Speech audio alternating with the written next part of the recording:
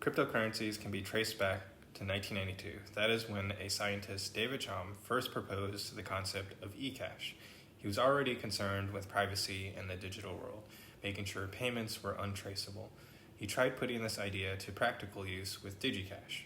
DigiCash was a company founded in Amsterdam, designed like Bitcoin, and would be used to create a safe and secure online currency.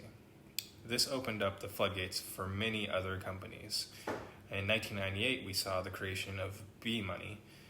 In the same year, we saw BitGold, created by Nick Szabo. A lot of proof-of-work systems were becoming more and more complex and popular. However, neither of these systems came to fruition, unfortunately. Finally, in 2008, we saw Bitcoin. Just a few days into 2009, the first ever block of Bitcoins, known as the Genesis block, was mined. In May 2010, the first ever purchase was made with Bitcoin. Now that you know the history of cryptocurrency, I'm going to talk a little bit more about the creation of Bitcoin. Again, Bitcoin was created in 2008. It was created by someone of the name of Satoshi Nakamoto. That name is more of a given title, a pseudonym. Think of it like the gorillas. We really don't know the face or identity of the person or people. We just know that it is a given title. Some people think that the creator of Bitcoin could be Nick Szabo, the creator of BitGold, because the concept is very similar. People think Hal Finney, again, similar concept, so it compares very similarly. The current ticker for Bitcoin is BTC. During the history of Bitcoin, there's been many ups and downs. Bitcoin started at a value of, for every dollar is equal to 1,309.03 Bitcoins. So just thinking of that, that's obviously not very much, but February 2011 was a milestone, and on that $1 was equal to 1 Bitcoin. So it's pretty amazing. Some of the busiest years for Bitcoin were during 2012 and 2016. And we'll be talking about that a little bit later. But in 2017, it finally breached $1,000. And by June, it surpassed $3,000. In October, $6,000. And by the end of that year, it was close to $20,000. As of the creation of this video, 1 Bitcoin's price is $11,468.64. So what is the halvening? The halvening, it is the moment when Bitcoin's subsidy gets cut in half. These halvening events have happened in 2012 and in 2016 and 2020, and each preceded a meteoric rise in price due to scarcity and demand. The next halvening event will likely occur in 2024, and again will cause an increase in crypto price across the board. One thing that's exciting about the cryptocurrency world is the dueling currencies. You have cryptocurrency and you have the US dollar sort of competing against each other. So you have like the digital versus the fiat currency. Some of the facts is that cryptocurrencies are digital is not the only important difference.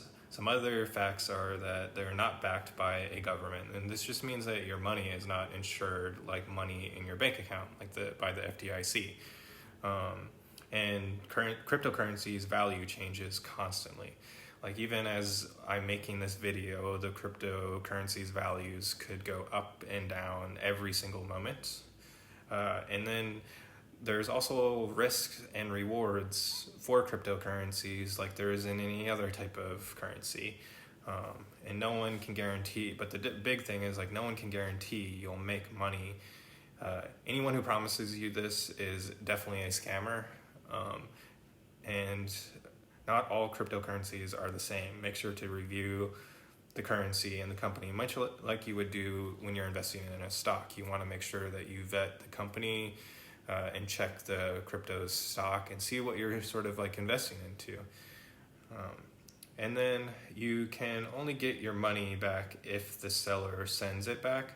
So it's really to make sure that you understand the function of crypto, because it is different from a US dollar, where you can sort of buy something and then, at JCPenney's or wherever, and you can then get that money back, that whatever the dollar amount that you purchased back, say like $50.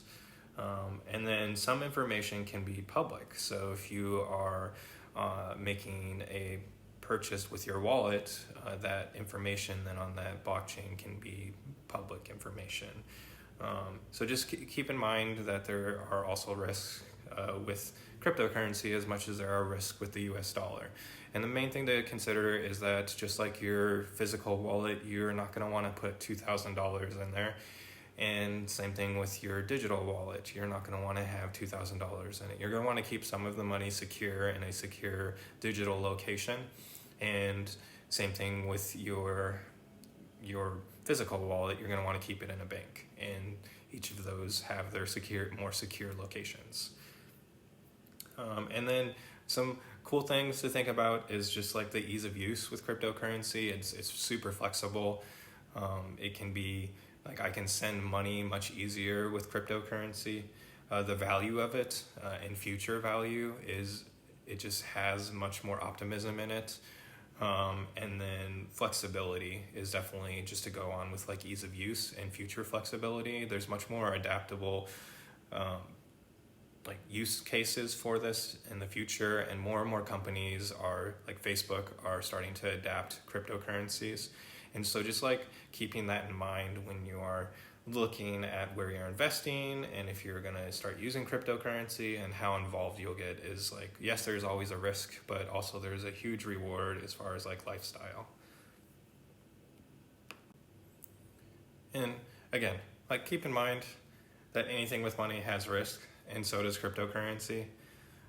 Some of those forms with cryptocurrencies that I'll be talking about are like crypto jacking and crypto scammers and like phishing and like malicious websites. But there is obviously with any type of currencies, there's going to be people trying to get your money. So just again, be smart when you're investing or when you're doing anything with money. Everything that I have on here is not like the perfect information. It's just some of the information. Always make sure you're doing your research. But so one form is cryptojacking. It's when scammers use your computer or your smartphone and the processing power to mine cryptocurrency for their own benefit. If you notice your computer or your smartphone is like dying faster, or your device may have been, or like the computer is crashing, your device may have been jacked. If you have these issues, you can definitely do something about it.